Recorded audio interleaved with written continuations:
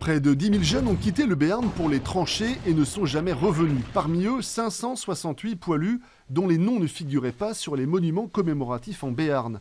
C'est cet oubli majeur que Georges Perron a voulu réparer.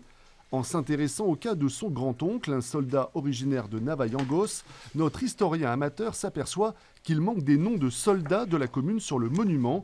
C'est le début d'un travail de 3 années pour identifier ces soldats oubliés du Béarn grâce aux archives militaires.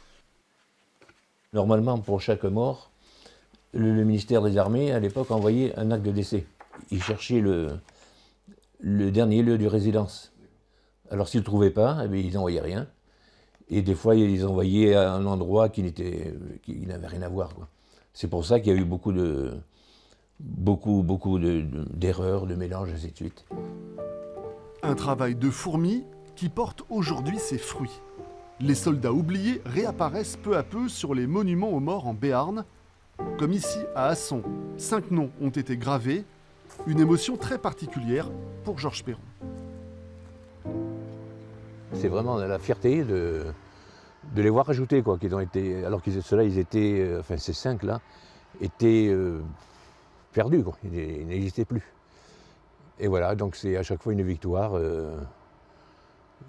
quoi, sur l'histoire, sur le devoir de mémoire, tout ça, quoi. Sur l'oubli.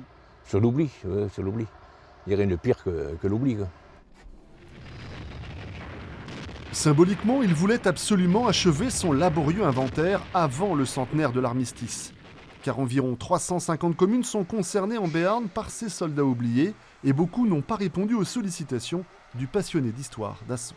Le souhait, ça serait que les autres maires qui n'ont pas répondu ou qui n'ont rien fait se sentent concernés, quoi, pour qu'il y en ait le plus possible. Que tout soit fait. Voilà, que tout soit fait. Après la Première Guerre mondiale, Georges Perron va désormais se pencher sur d'autres vies de soldats béarnais, pendant les campagnes napoléoniennes notamment.